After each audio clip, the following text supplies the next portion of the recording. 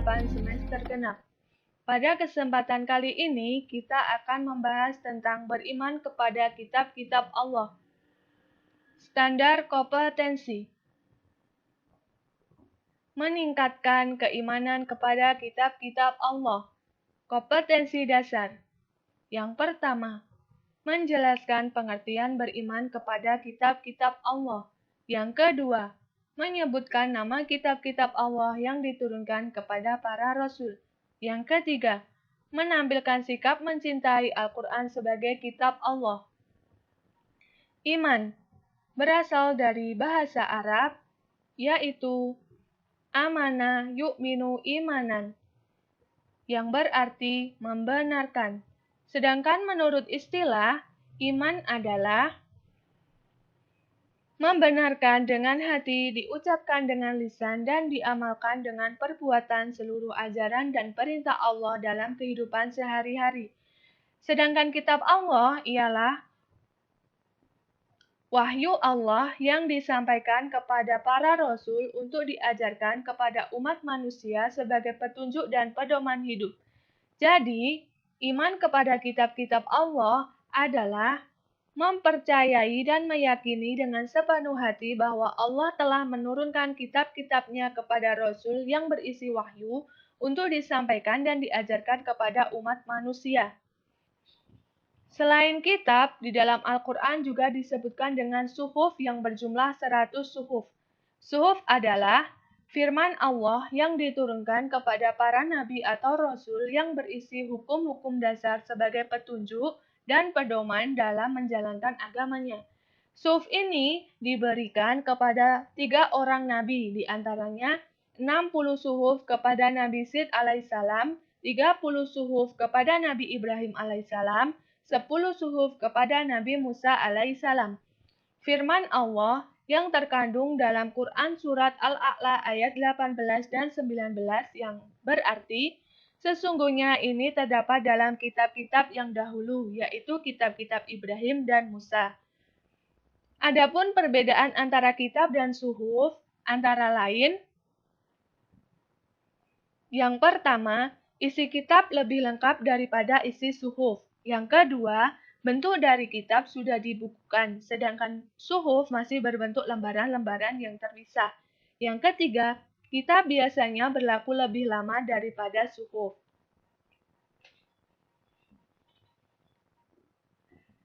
Kitab-kitab yang diturunkan Allah kepada Rasulnya diantaranya yaitu kitab Taurat. Kitab Taurat diberikan kepada Nabi Musa alaihissalam pada abad ke-12 sebelum Masehi dan diturunkannya dengan bahasa Ibrani. Jadi, kitab Taurat adalah salah satu kitab suci yang diwahyukan Allah kepada Nabi Musa alaihissalam untuk menjadi petunjuk dan bimbingan baginya dan bagi Bani Israel. Seperti firman Allah yang terkandung dalam Quran Surat Al-Isra ayat 2 yang berarti, dan kami berikan kepada Musa kitab Taurat dan kami jadikannya petunjuk bagi Bani Israel dengan firman, janganlah kamu mengambil pelindung selain aku.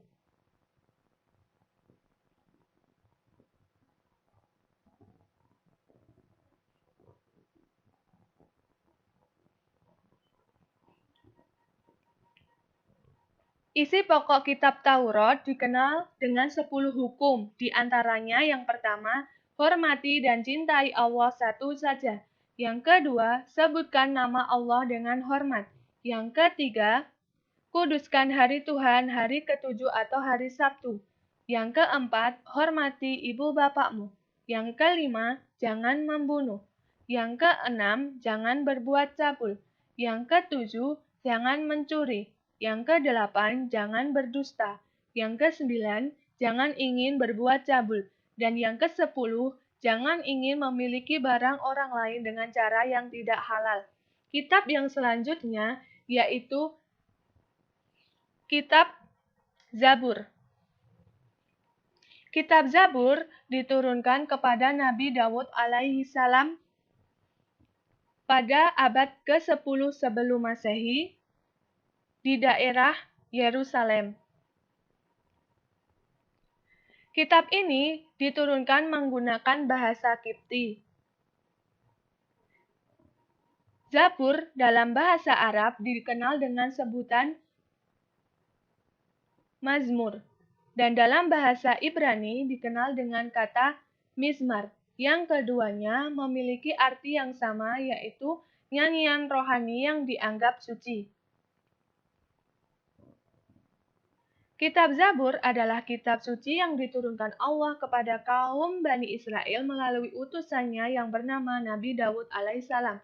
Seperti firman Allah yang terkandung dalam Quran Surat Al-Isra ayat 55 yang berarti, "Dan Tuhanmu lebih mengetahui siapa yang di langit dan di bumi. Dan sungguh kami telah memberikan kelebihan kepada sebagian nabi-nabi atas sebagian yang lain. Dan kami berikan Zabur kepada Daud." Kitab Zabur terdiri atas 5 macam nyanyian rohani, di antaranya yang pertama, nyanyian untuk memuji Tuhan. Yang kedua, nyanyian perorangan sebagai ucapan syukur. Yang ketiga, ratapan-ratapan jamaah. Yang keempat, ratapan dan doa individu. Dan yang kelima, nyanyian untuk raja. Kitab yang ketiga yaitu Kitab Injil. Kitab Injil diturunkan kepada Nabi Isa alaihissalam pada permulaan abad ke-1 Masehi. Kitab Injil diwahyukan di daerah Yerusalem, dan kitab ini pada awalnya dengan menggunakan bahasa Suryani. Firman Allah yang terkandung dalam Quran Surat Maryam ayat 30 yang berarti, "Dan dia berkata, sesungguhnya aku hamba Allah, dan Dia memberiku kitab Injil dan Dia menjadikan aku seorang nabi." Kitab Injil diturunkan kepada Nabi Isa alaihissalam sebagai petunjuk dan cahaya penerang bagi manusia. Ajaran-ajaran pokoknya yaitu yang pertama, perintah untuk kembali mengisahkan Allah. Yang kedua, membenarkan keberadaan kitab Taurat. Yang ketiga, menghapus beberapa hukum dalam kitab Taurat yang tidak lagi sesuai dengan perkembangan zaman. Yang keempat, menjelaskan bahwa kelak akan datang kembali Rasul setelah Nabi Isa alaihissalam, yaitu Nabi Muhammad SAW. Di samping ada di kitab Injil, penjelasan itu juga terdapat dalam kitab Taurat. Kitab yang terakhir yaitu kitab Al-Quran.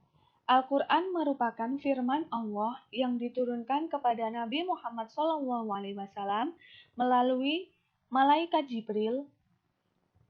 Al-Quran diturunkan pada abad ke-7 Masehi, secara berangsur-angsur selama 23 tahun, tepatnya selama 22 tahun, 2 bulan, 22 hari. Al-Quran terdiri dari 30 juz, 114 surat, 6.236 ayat, 74.437 kalimat, dan 325.345 huruf. Wahyu pertama yang diturunkan yaitu Quran Surat Al-A'laq ayat 1-5, diturunkan pada malam 17 Ramadan tahun 610 Masehi di Gua Hiro. Ketika itu, Nabi Muhammad SAW sedang berkholwat. Dengan diterima wahyu pertama ini, Nabi Muhammad SAW diangkat sebagai Rasul atau manusia pilihan yang diberi wahyu untuk menyampaikan kepada umatnya. Wahyu yang terakhir turun yaitu Quran Surat Al-Ma'idah ayat 3, turun pada tanggal 9 Dzulhijjah tahun 10 Hijriah di Padang Arafah ketika beliau sedang menunaikan haji wada atau haji perpisahan. Selang beberapa hari, Nabi Muhammad SAW wafat. Al-Quran diturunkan Allah sebagai penyempurna dan membenarkan kitab-kitab sebelumnya, seperti firman Allah yang terkandung dalam Quran Surat Al-Imran ayat 3, yang artinya, Dia menurunkan kitab Al-Quran kepada Muhammad yang mengandung kebenaran, membenarkan kitab-kitab sebelumnya dan menurunkan Taurat dan Injil. Adapun nama lain Al-Quran, yaitu yang pertama yaitu Al-Huda, artinya Al-Quran sebagai petunjuk seluruh umat manusia. Yang kedua, Al-Furqan, artinya Al-Quran sebagai pembeda antara yang baik dan yang buruk. Yang ketiga, Asy-Syifa, artinya Al-Quran sebagai penawar atau obat penenang hati. Yang keempat, Az-Zikr, artinya Al-Quran sebagai peringatan adanya ancaman dan balasan. Yang terakhir, Alkitab, artinya Al-Quran adalah firman Allah yang dibukukan. Ajaran pokok yang terkandung dalam Al-Quran yaitu yang pertama, akidah atau keyakinan, yaitu hal-hal yang berkaitan dengan keyakinan, seperti mengisahkan Allah dan meyakini malaikat-malaikat Allah. Yang kedua, ibadah, yakni yang berkaitan dengan tata cara beribadah seperti sholat, zakat, dan ibadah yang lain. Yang ketiga, muamalah, yakni berkaitan dengan tata cara berhubungan kepada sesama manusia. Yang keempat, tarikh atau sejarah, yaitu kisah orang-orang dan umat terdahulu. Dan yang terakhir, semangat mengembangkan ilmu pengetahuan. Untuk yang selanjutnya, kita mempelajari mengenai sikap mencintai Al-Quran sebagai kitab Allah. Yang pertama, selalu berusaha untuk menghormati, memuliakan, dan menjunjung tinggi kitab suci Al-Quran. Yang kedua, senantiasa berusaha untuk memahami atau membaca Al-Quran di mana saja dan kapan saja. Semakin sering membaca Al-Quran, maka semakin baik. Yang ketiga, selalu berusaha untuk memahami isi yang terkandung dalam Al-Quran. Yang keempat, selalu berusaha mengamalkan isi kandungan, melaksanakan perintah dan menjauhi larangan-larangan yang sudah terdapat di dalamnya. Yang kelima, menjadikan Al-Quran sebagai pedoman hidup. Yang keenam, menghafalkan ayat-ayat suci Al-Quran. Yang ketujuh, meletakkan Al-Quran di tempat-tempat yang baik dan lebih tinggi dari buku-buku yang lain. Yang kedelapan, berlomba-lomba dan saling mengingatkan sesama umat muslim untuk senantiasa membaca ayat suci Al-Quran. Yang kesembilan, tidak melakukan penghinaan atau pelecehan kepada ayat suci Al-Quran.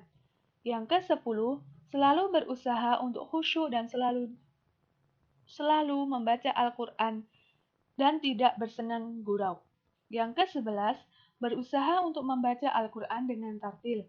Yang ke-12, menghormati orang yang sedang membaca Al-Quran dengan mendengarkannya, tidak berbicara yang lain-lain yang dapat mengganggu orang yang sedang membaca Al-Quran.